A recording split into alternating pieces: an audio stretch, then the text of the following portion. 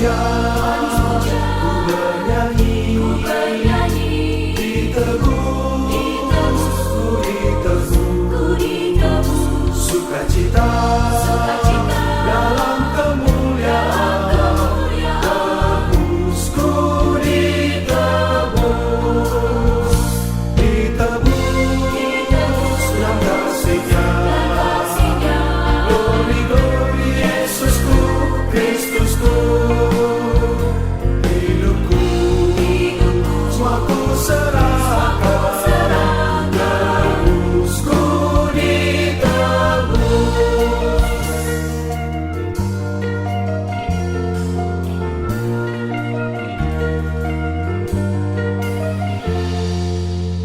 Sukacita, ku bernyanyi, ditebus, ku ditebus, berjalan pulang dalam kemuliaan, tebusku ditebus, ditebus dalam kasih-Nya. Glory, glory, Yesusku, Kristusku, hidupku, semua ku serahkan, tebusku ditebus.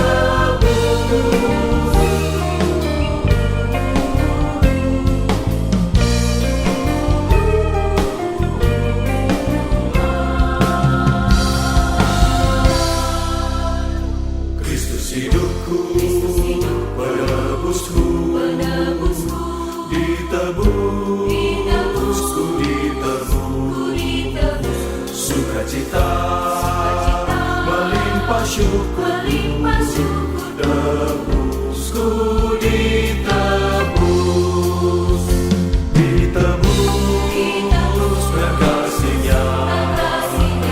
Glory, glory, Yesusku, Kristusku, hidupku, semua ku serahkan, tebusku ditebus, ditebus dan kasih-Nya. Yesusku, Kristusku, hidupku, semua ku serahkan, tebusku ditebus, tebusku ditebus, tebusku ditebus. Perkenalkan, nama saya John Tribultom. Saya pasangan menikah. Saya dikaruniai satu orang anak, dan kebetulan sekarang istri saya sedang hamil. Perkenalkan, nama saya Adele. Saat ini saya ibu rumah tangga yang mengurus suami dan anak saya di rumah. Awal kami tinggal di Tangerang, kami bertemu satu couple yang saat itu mulai membangun hubungan yang intens dengan kami. Yang menarik adalah pada saat itu ketika kami sering diajak ke gereja, saya melihat bahwa gereja ini berbeda ya. Mana ketika kita dipastikan tentang pernikahannya. Nah, ketika saya dulu berada di luar dari gereja ini, tidak ada yang memastikan pernikahan. Ini saya sangat bersyukur bahwa pada saat itu mereka selalu memastikan bagaimana hubungan pernikahan kalian. Nah, ketika mereka melihat pernikahan kami pada saat itu, di mana pernikahan kami adalah pernikahan yang sangat suram ya kalau menurut saya, karena pada saat itu kami selalu bertengkar, kami selalu mungkin melukai satu sama lain ya. Setelah itu kami selalu ditantang ya, setelah mereka melihat pernikahan kami, bahwa kalau kalian begini terus, saya yakin bahwa kalian tidak akan lama lagi. Wah, itu pada saat itu saya merasa, wah ini nggak benar.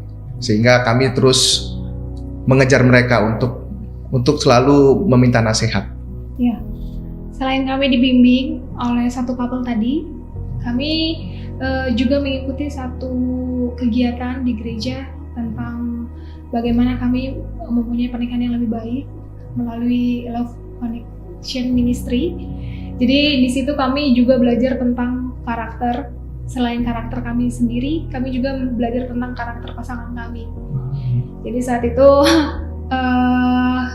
tidak mudah ya mengetahui karakter suami dan karakter saya sendiri yang sangat berbeda dan itu membuat kami menjalani dan mendapat banyak tantangan dan kami pun harus mau mengikuti tantangan itu tersebut. Sampai hari ini kami sudah melewati hampir 6 tahun pernikahan kami. Prioritas saya harus benar. Yang pertama Tuhan, yang kedua pasangan, ketiga anak, baru di bawahnya itu akan berjalan secara otomatis. Nah, ketika saya diajarkan hal itu sering sekali bergejolak di dalam hati saya karena menurut saya orang tua saya ataupun keluarga besar saya sama pentingnya juga dengan pasangan. Jadi itu merupakan suatu tantangan yang sangat besar dalam kehidupan kami sampai saat ini ya. Tantangannya saya sendiri harus punya rendah hati untuk lebih lemah lembut dengan suami dan mengasihi suami dengan empati yang lebih mengerti juga tentang karakter suami. Saya dan istri ketika kami mendapat pembimbingan yang dalam hubungan pernikahan kami dan ketika kita mau humble, ketika kita diberi nasihat dan kita mau ambil tantangan yang diberikan oleh pembimbing kita, Tuhan akan bekerja di situ. Tuhan akan memulihkan hubungan kita, Tuhan akan menyelesaikan setiap masalah kita.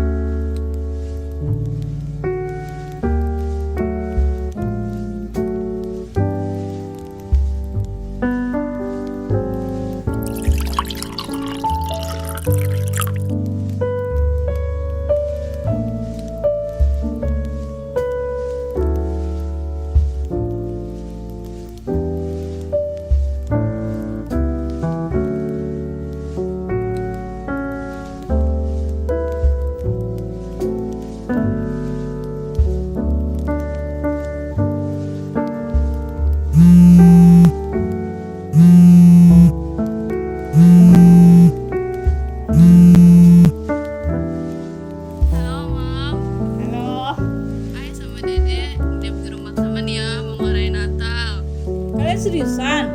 Iya, Kak, diizinin gak sama maminya temen kamu? diizinin kok. Oke, kalian udah makan belum? Enggak, lagi mau makan. Oke, bye. Take care ya. Bye.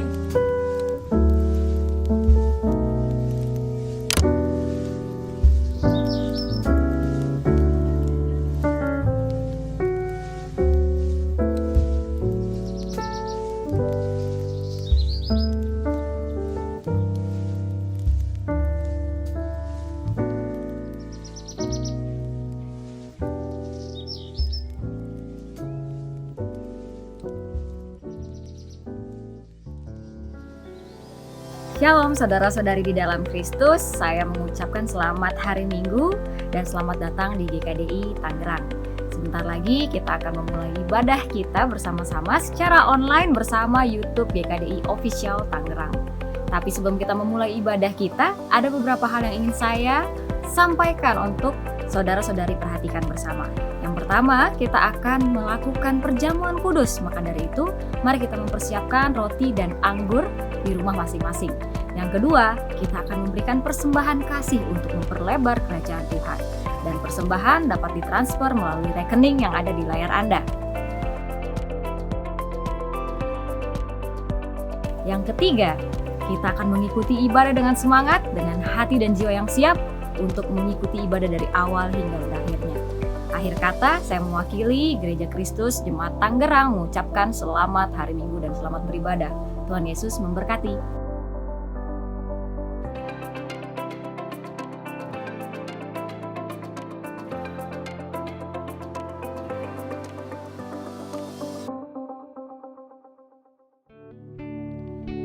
Selamat pagi bagi kita semua. Sangat bersyukur pagi hari ini kita kembali beribadah kepada Tuhan kita.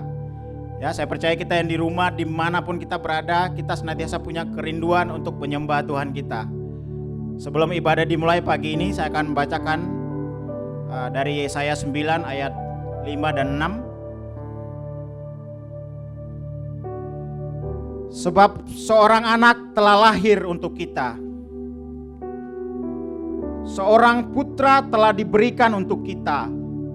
Lambang pemerintahan ada di atas bahunya, dan namanya disebutkan orang penasihat ajaib, Allah yang perkasa, Bapa yang kekal, Raja damai.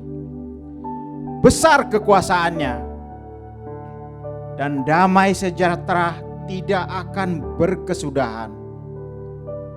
Di atas tahta Daud dan di dalam kerajaannya, karena ia mendasarkan dan mengokohkannya dengan keadilan dan kebenaran dari sekarang sampai selama-lamanya. Amin. Mari kita bersama-sama berdoa. Bapa yang ada di surga, kami sangat bersyukur Tuhan untuk pagi hari ini Tuhan. Kami bersyukur atas waktu yang Engkau berikan sekali lagi untuk kami boleh datang menyembah Engkau Tuhan. Dengan penuh kerinduan kami mau memuliakan nama-Mu Tuhan, karena Engkau Raja damai, Raja yang sudah lahir ke dunia sebagai seorang anak manusia 2000 tahun yang lalu Tuhan, kurang lebih Tuhan. Dan hari ini Engkau adalah Raja damai bagi kami semua Tuhan.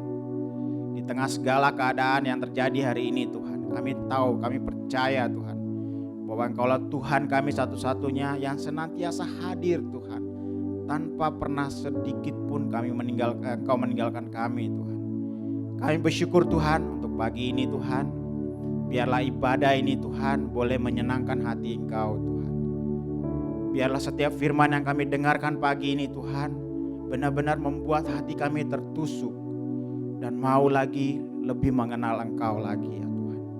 Terima kasih Tuhan, kami persembahkan kepada Engkau ibadah ini dari awal, pertengahan hingga akhir. Segala kemuliaan hanya bagi nama-Mu saja Tuhan. Dalam nama Tuhan Yesus kami berdoa dan mengucap syukur. Amin. Yang di rumah, mari kita bangkit berdiri bersama-sama. Kita menyembah Tuhan kita pagi hari ini. Saya percaya pujian ini mewakili perasaan kita kepada Tuhan. Betapa kita merindukan untuk menyembah dan memuji Dia pagi ini. Karena Tuhanlah kekuatan kita, Tuhanlah perisai kita, Tuhanlah segala-galanya buat kita.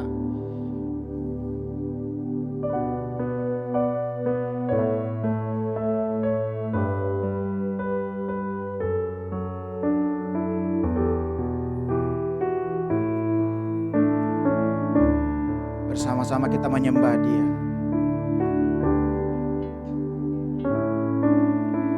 Seperti rusa rindu sungaimu, jiwaku rindu Engkau.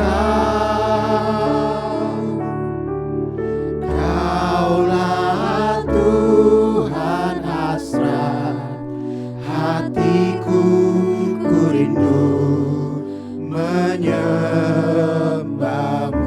Katakan, Engkau kekuatan dan perisai kami. Engkau kekuatan dan perisaiku, kepadamu rohku berserah.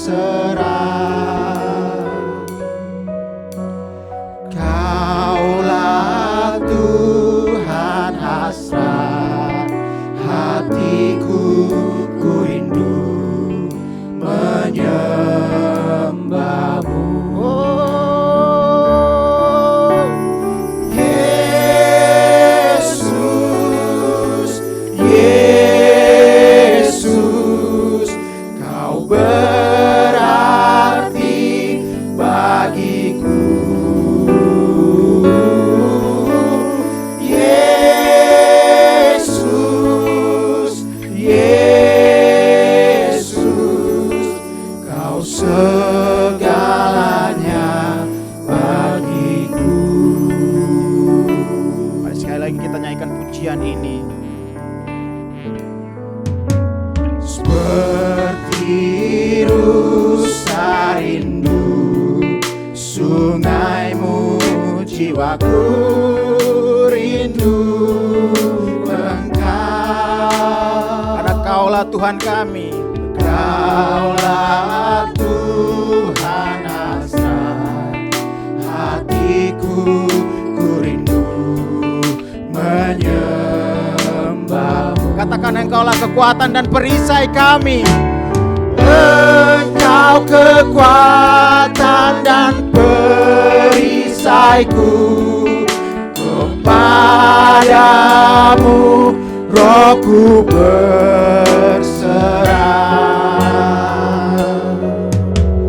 Kaulah Tuhan hasrat hatiku, ku rindu menyembahmu. Oh Yesus, Yesus, Yesus, Yesus, Kau berarti bagiku.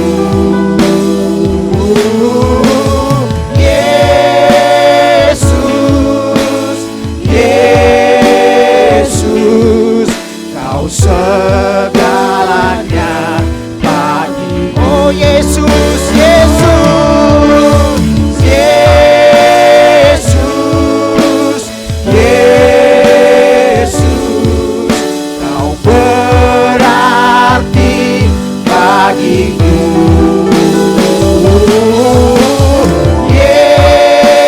Yesus, Yesus, Kau segalanya bagiku. Kau segalanya bagi kami. Kau segalanya bagiku.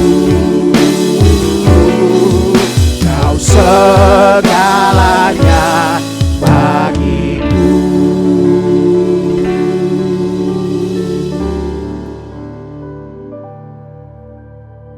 Amin jemaat, silakan duduk. Mari kita bersatu dalam doa. Bapa di surga, kami sangat bersyukur pagi hari yang indah ini kami boleh memasuki satu bulan yang baru Tuhan. Di bulan Desember, di akhir tahun, kami sangat bersyukur Engkau boleh membawa kami sejauh ini Tuhan sampai di bulan ini. Lewat masa-masa yang tidak mudah, Engkau tetap menyertai kami. Terima kasih Tuhan, kami hanya bisa bersyukur senantiasa untuk segala kebaikan Engkau, atas segala penyertaan-Mu. Dan bahkan memasuki bulan ini akan menjadi bulan di mana kami akan merayakan kelahiran anak-Mu Yesus Kristus. Kami berdoa agar setiap kami di sini boleh mendapatkan sukacita yang daripada Engkau. Firman yang akan kami dengarkan sebentar ini, dialah ini juga boleh makin menguatkan kami, semakin bersungguh-sungguh di dalam mengasihi Engkau. Urapi hamba-Mu yang akan menyampaikan firman ini, sehingga kata-katanya juga boleh sesuai dengan kehendak Engkau. Oleh Roh-Mu yang kudus dalam nama Yesus, kami berdoa dan mengucap syukur. Amin. Amin. Selamat pagi saudara yang terkasih dalam Kristus Yesus. Sangat bersyukur pagi hari ini kita boleh bersama-sama berkumpul sebagai satu keluarga kembali untuk melihat betapa Tuhan begitu baik dalam kehidupan kita. Kita bernyanyi untuk Tuhan, kita berfellowship, mungkin masih tetap secara online, Tapi saya percaya, mau online, mau offline, tetapi kita tetap inline dengan apa yang Tuhan mau di dalam kehidupan kita. Amin. Hari ini kita akan memasuki sebuah tema yang baru. Biasanya tema yang berhubungan dengan Natal. Tema yang menceritakan tentang betapa hebatnya Tuhan kita, Yesus Kristus. Di dalam bulan ini kita akan membahas satu topik tentang Jesus, Messiah. Yesus adalah Mesias. Ini adalah sebuah cerita dari perjalanan Paulus di dalam bersaksi tentang siapa Yesus di dalam kehidupannya. Di Kisah Para Rasul pasal yang ke-18 dikatakan mulai dari ayat yang ke-5.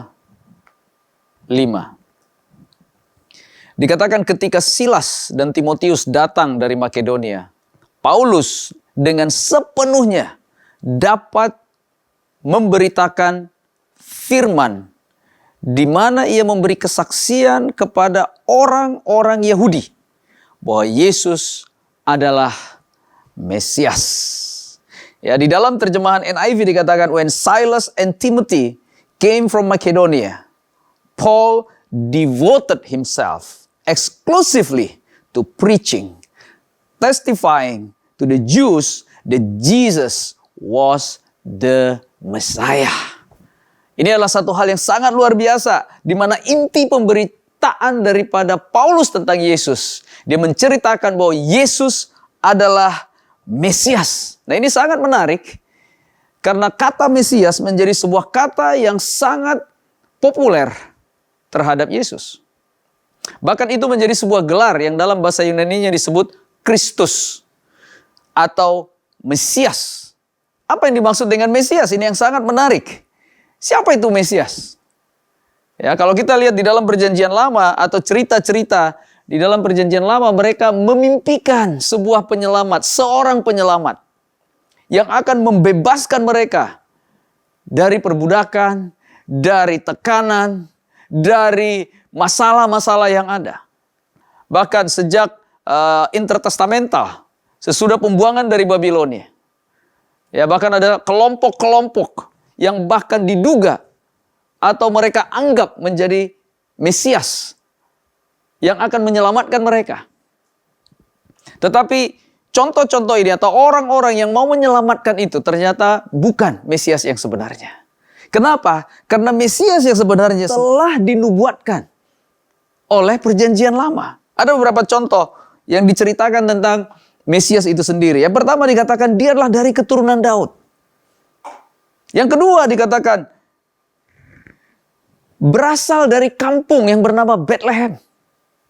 Dari Efrata.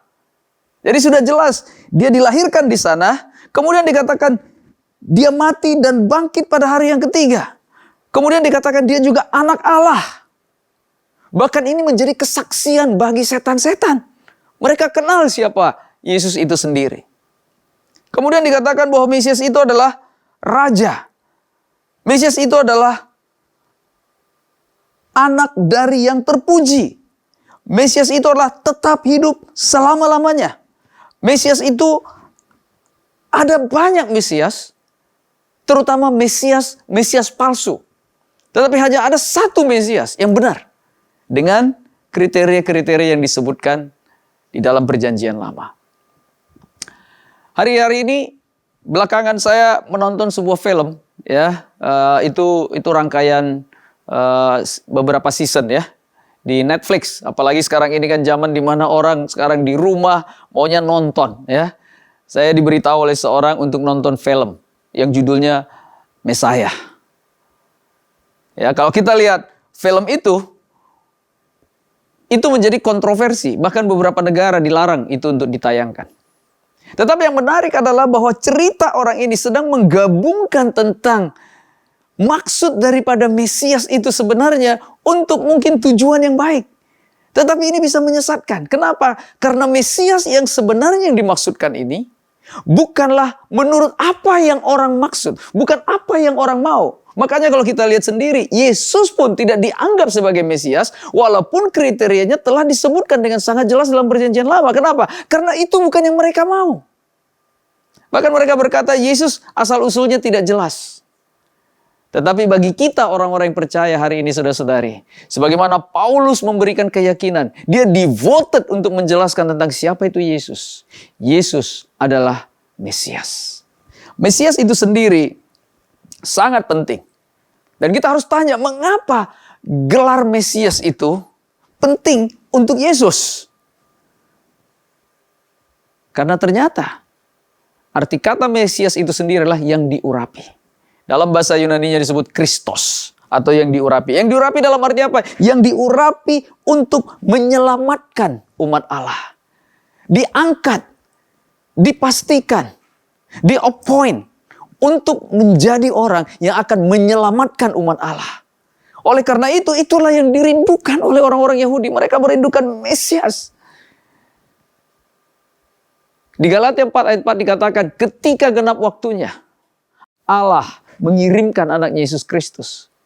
Artinya apa? Waktu kedatangan Mesias telah ditentukan bukan hanya nubuat perjanjian lama, tetapi juga oleh perjanjian baru.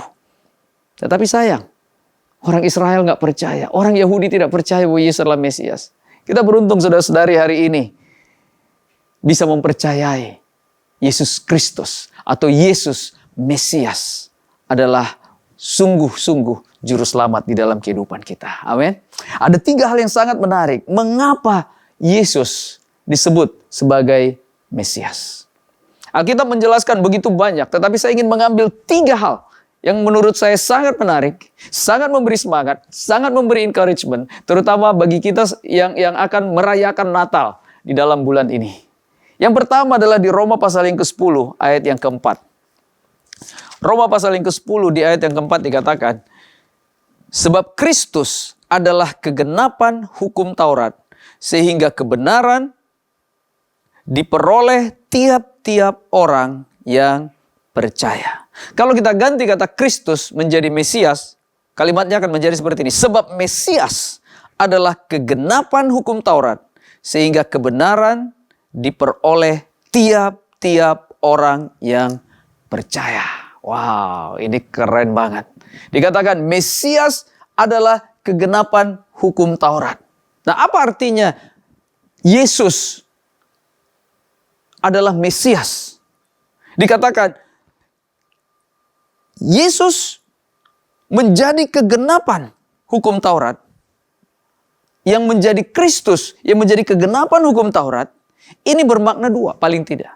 Yang pertama adalah bahwa Yesus satu-satunya yang menggenapi tuntutan hukum Taurat dan mengubah itu, menyempurnakan itu, menggenapi itu.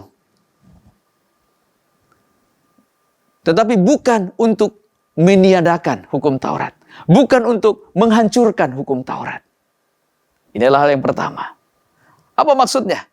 Ketika Yesus menggenapi hukum Taurat, tuntutan hukum Taurat selama ini tidak ada satu orang pun yang bisa memenuhi. Dan kita tahu, dikatakan orang yang tidak bisa memenuhi hukum Taurat, mereka semua ada di dalam kutuk dosa. Dan Yesus mengambil itu dan dia menggenapinya. Karena Yesus adalah satu-satunya. Inilah yang kedua. Karena Yesus adalah satu-satunya yang telah sempurna menjalankan isi daripada hukum Taurat. Kita lihat ada 2 hal di sini yang sangat menarik. Mengapa Kristus dikatakan sebagai kegenapan hukum Taurat? Karena Kristuslah satu-satunya yang bisa menggenapi hukum Taurat. Dan Kristuslah satu-satunya yang menjalankan hukum Taurat secara sempurna. Apa implikasinya di dalam kehidupan kita, saudara-saudari?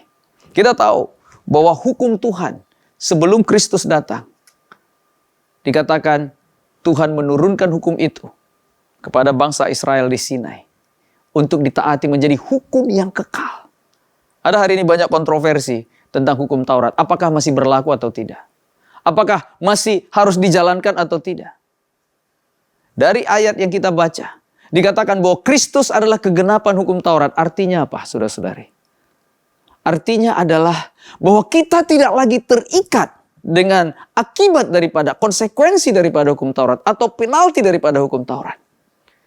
Tetapi kita terikat dengan kasih Tuhan di dalam kehidupan kita lewat hukum yang telah Dia berikan. Dan kesempurnaan hukum itu digenapi oleh Yesus Kristus. Ada beberapa contoh yang kita bisa lihat. Hukum Taurat berbicara tentang tindakan-tindakan lahiriah. Tetapi Kristus berbicara tentang tindakan-tindakan batiniah yang dari dalam. Makanya hari ini orang sering sekali pusing tentang bagaimana pembuktian daripada hukum. Kebanyakan orang pembuktian daripada hukum bukanlah niat atau apa yang ada di dalam kebanyakan.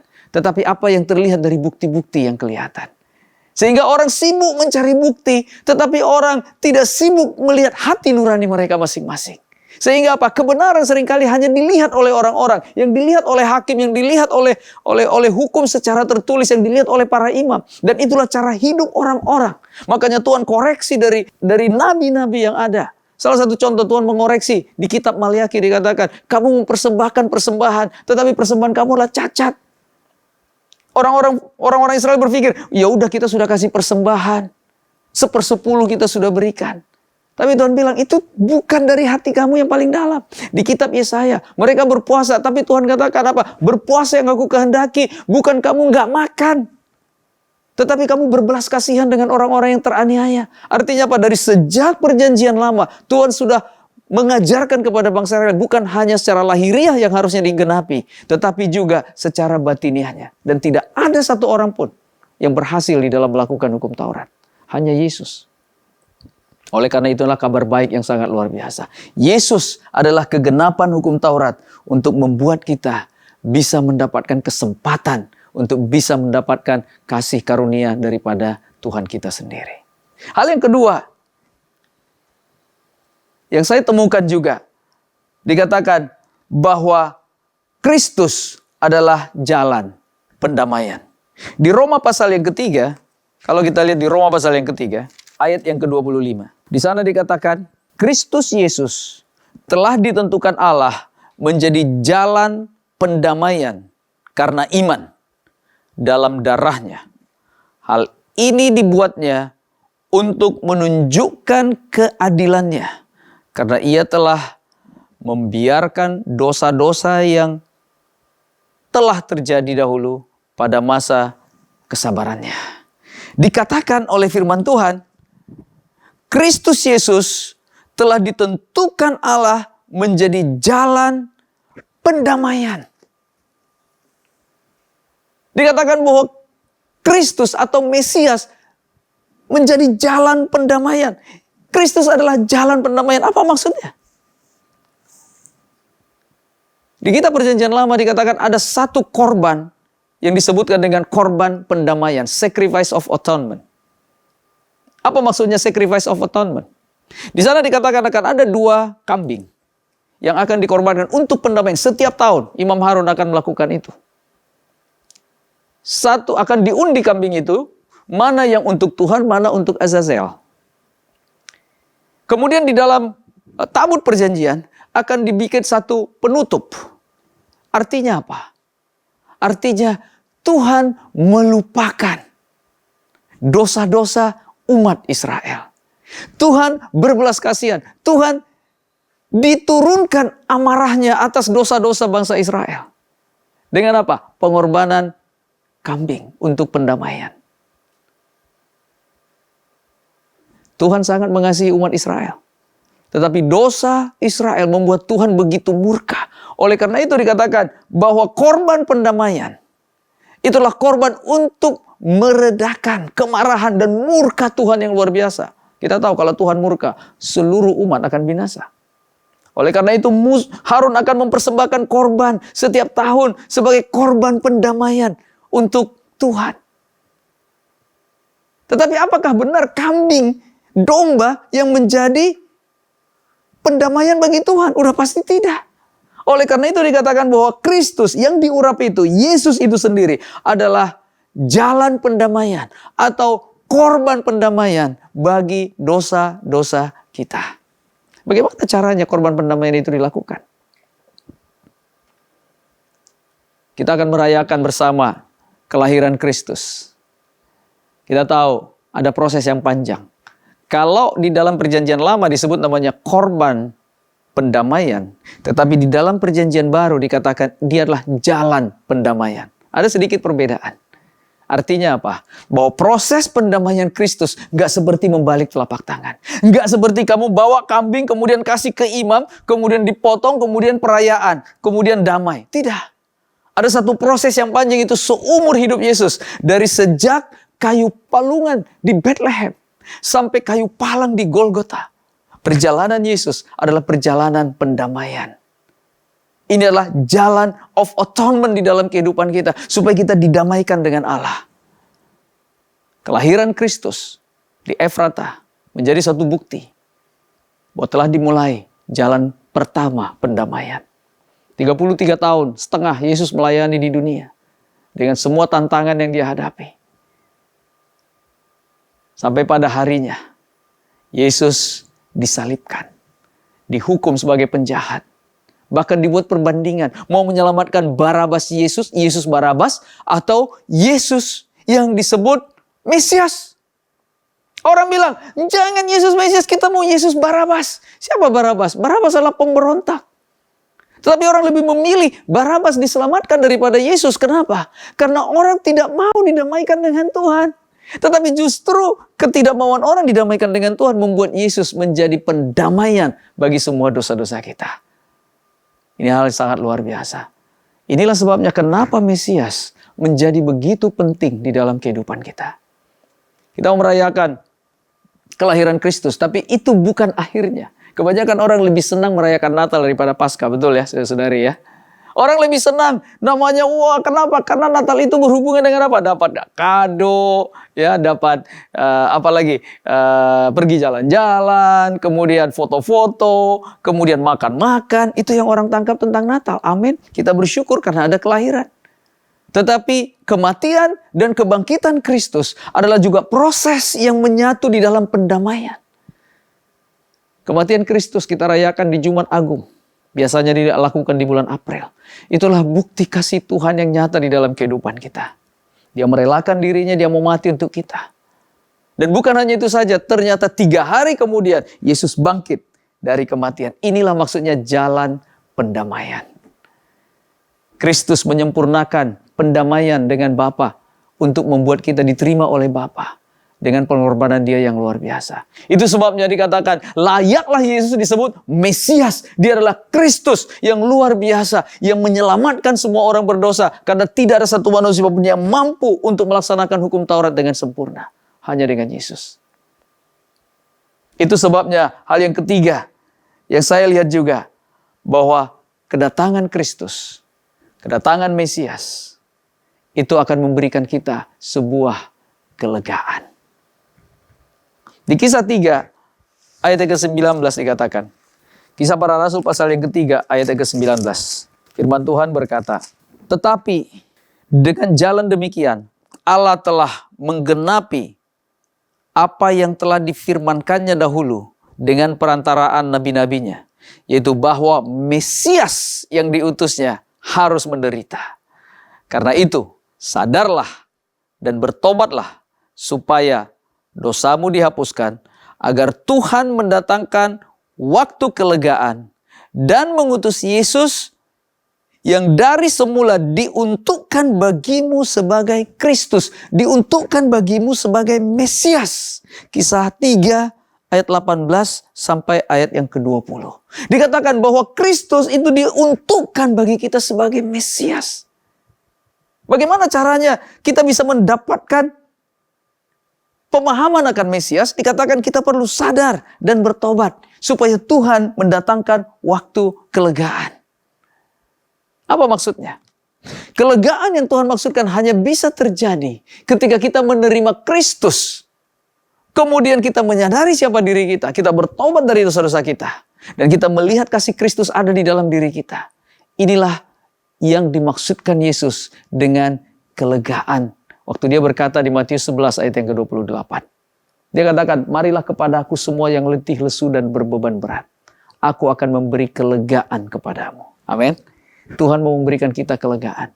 Di bulan ini, Tuhan mau memberikan kita kelegaan. Bulan ini akan menjadi bulan yang akan kita ingat. Menjadi bulan yang akan membawa kita kepada kelegaan. Tuhan ingin kita refresh. Tuhan kita lega. Tuhan ingin kita betul-betul merasakan sukacita. Selama beberapa bulan ini, mungkin banyak di antara kita panik, bingung, frustrasi dengan keadaan-keadaan yang ada. Sehingga kita mau boro-boro mau merayakan Natal. Ya, untuk bisa lepas dari tekanan aja masih belum bisa. Banyak orang kadang-kadang suasana hidupnya pun sudah mulai berubah. Tetapi Tuhan katakan, aku akan selalu memberikan a time of refreshing. Tuhan ingin memberikan kita waktu kelegaan. Tuhan ingin kita betul-betul ada kelegaan yang daripada Tuhan. Supaya kita bisa jauh lebih bersukacita lagi di dalam kehidupan kita. Allah kita adalah Allah yang sempurna. Dia menunjukkan kasih-Nya kepada kita. Bahkan dikatakan ketika kita masih berdosa. Dengan kematian anaknya. Di musim Natal ini, saya berharap kita semakin melihat kebaikan Tuhan di dalam kehidupan kita. Kita makin melihat bahwa identitas kita yang ada di dalam Kristus telah membawa kita kepada 3 kekuatan. Bahwa kita disempurnakan.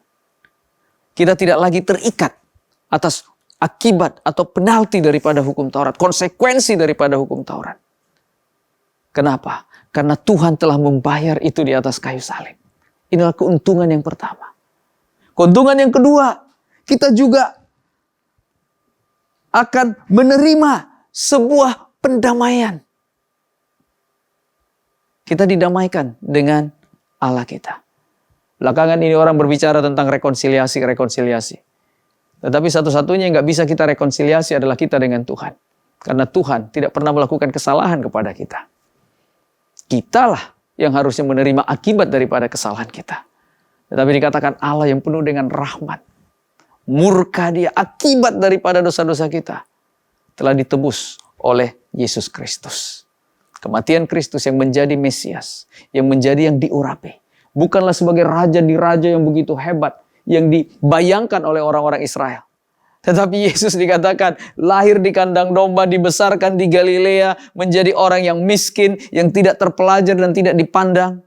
Sehingga orang-orang tidak bisa mempercayai Yesus sebagai juru selamat.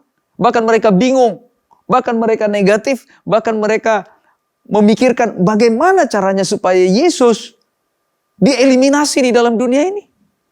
Dan akhirnya mereka berhasil. Tetapi justru keinginan mereka untuk melakukan itu berubah menjadi berkat yang tidak pernah dibayangkan oleh orang pada zaman itu.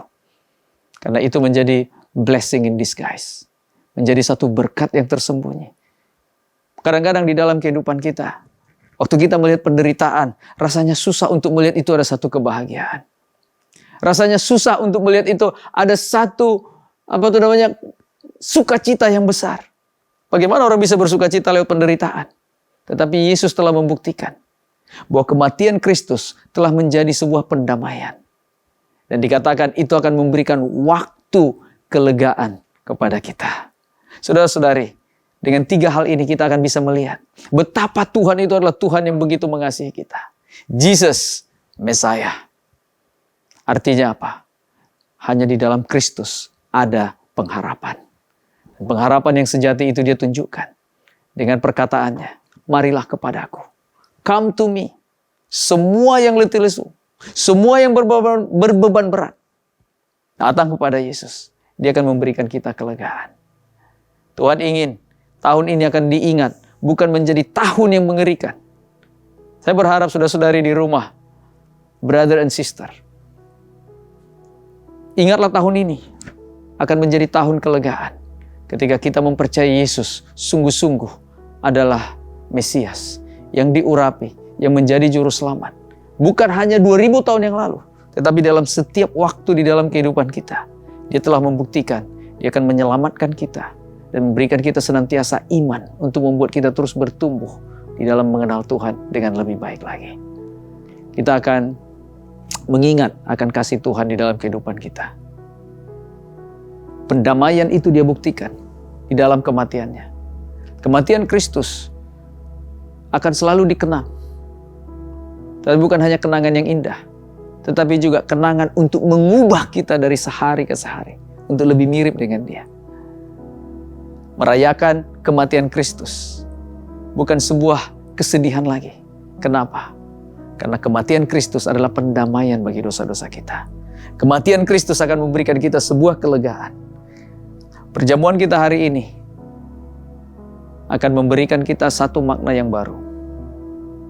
Bahwa Yesus adalah sungguh-sungguh Mesias. Bukan Mesias abal-abal, kaleng-kaleng. Mesias palsu. Karena hari ini terus terang, ada banyak Mesias palsu datang dan pergi. Banyak yang mengaku-ngaku. Tetapi sesudah 2000 tahun, tidak ada nama yang tetap ada kecuali nama Yesus. Tuhan ingin kita betul-betul mau hidup sebagai seorang murid Yesus yang sungguh-sungguh. Mengikuti Yesus dengan sungguh-sungguh. Dan mendapatkan pengurapan itu di dalam kehidupan kita. Sehingga transfer of power daripada Yesus betul-betul bisa terjadi dari generasi ke generasi. Dan nama Tuhan akan dimuliakan. Roti dan anggur adalah sebuah peringatan dan juga pengingat akan kita untuk melihat kebaikan Tuhan. Dikatakan di 1 Korintus pasal yang ke-11.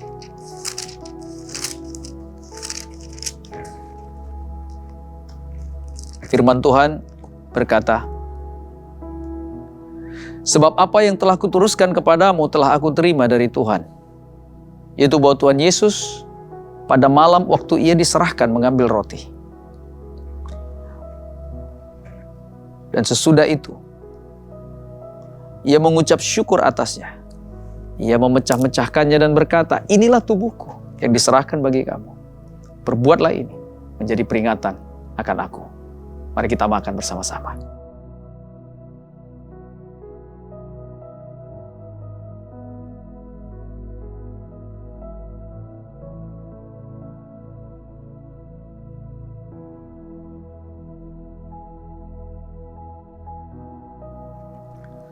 Demikian juga ia mengambil cawan sesudah makan.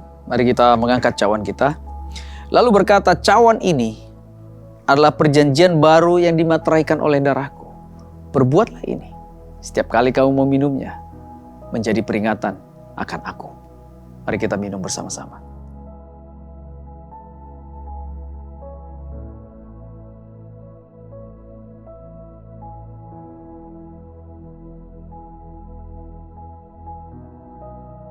Setiap kali kamu makan roti ini dan minum cawan ini, kamu memberitakan kematian Tuhan sampai Ia datang. Saudara-saudari, Jesus, Messiah, Tuhan adalah juru selamat. Yesus adalah juru selamat kita. Lahir, mati, tapi Dia bangkit. Itulah sebuah jalan pendamaian. Dan kita mendapatkan manfaat.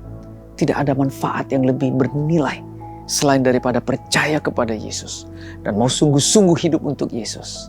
Melayani Yesus dengan segenap hati kita. Dan bahkan sampai akhir hidup kita. Mari kita berdoa bersama-sama. Tuhan Bapa di surga, kami sangat bersyukur. Kami sangat berterima kasih. Karena Kau adalah Allah yang setia. Yang mengasihi kami sampai kedalaman hati kami. Kematian anakmu Yesus Kristus untuk menyempurnakan hukum Taurat. Karena hukum Taurat, tidak ada satu orang pun yang bisa melakukan itu. Bahkan itu membawa kepada kematian. Tetapi Kristus membawa kami kepada kehidupan. Kami sangat bersyukur Tuhan. Karena lewat itulah kami juga didamaikan dengan Engkau. Sehingga kami boleh mendapatkan kelegaan. Kelegaan yang daripada Engkau. Bukan kelegaan karena hutang-hutang secara materi kami dihapuskan. Tetapi hutang nyawa kami. Pada akhir zaman akan ada hari penghakiman. Dan orang yang tidak percaya kepada Engkau, yang tidak ikut bersama-sama dengan Engkau, tidak akan diselamatkan. Tetapi bagi kami yang percaya bahwa Yesus adalah Mesias, Kristus yang diurapi, yang menjadi juru selamat kami mendapatkan kesempatan yang luar biasa. Tidak ada lagi alasan untuk kami tidak bersuka cita. Tidak ada lagi alasan untuk kami tidak memberikan yang terbaik. Tidak ada lagi alasan untuk kami senantiasa hidup di dalam kasih. Terima kasih Tuhan untuk segala berkat-Mu. Kami juga ingin mengumpulkan persembahan Tuhan. Persembahan yang Engkau berikan lewat orang-orang yang Engkau kasihi Tuhan. Yaitu kami semua dan saudara-saudara yang ada di sini. Biarlah kami boleh memberikan ini menjadi saluran Tuhan. Untuk menolong saudara-saudara kami yang mungkin berkekurangan. Sehingga kami semua juga boleh merasakan sukacita yang daripada Engkau. Terima kasih untuk segala kebaikan-Mu. Terpujilah Tuhan nama-Mu. Hanya di dalam nama anak-Mu Yesus kami berdoa dan mengucap syukur. Haleluya. Amin. Kita bersyukur sekali hari ini firman Tuhan telah ditaburkan. Saat ini saya mengundang kita untuk bangkit berdiri bersama-sama. Kita akan menutup ibadah hari ini dengan satu pujian yang luar biasa. Kabarkan dari gunung. Come on. Woo! Yeah! Woo! Bersama-sama.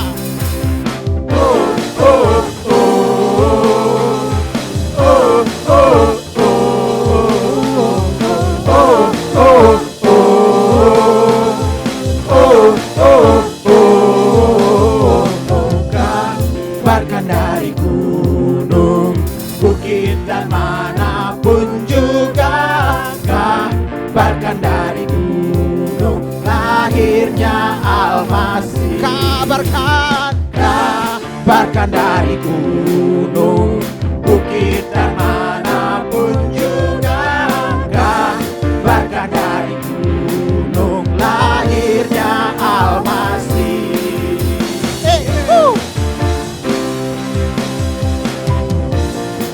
Gembala yang di padang, gembala yang di padang, menjaga dombanya.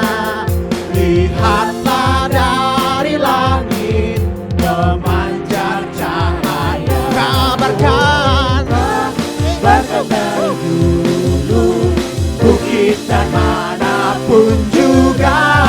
Kabarkan dari gunung, lahirnya Almasih.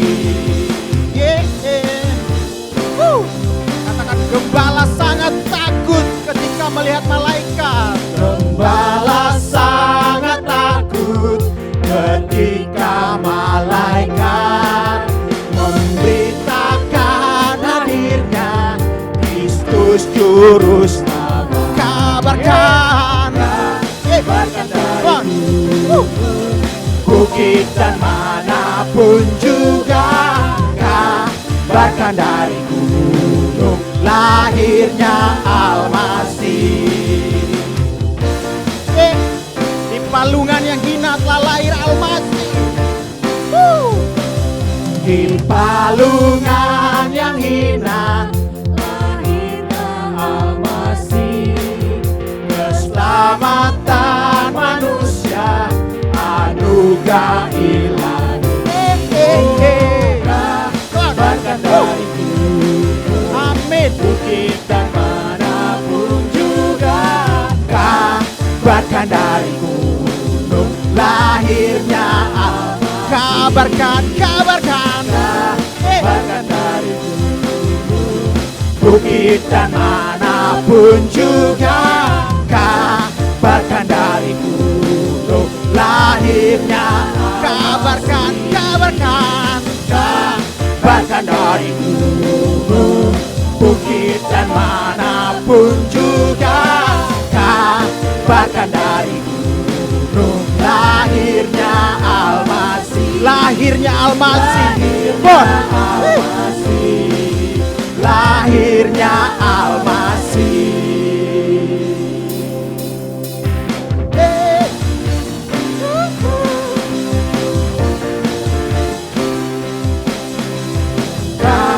Kabarkan dari gunung.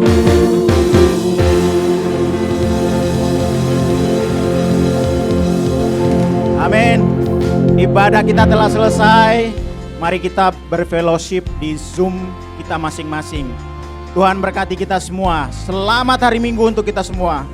Amin.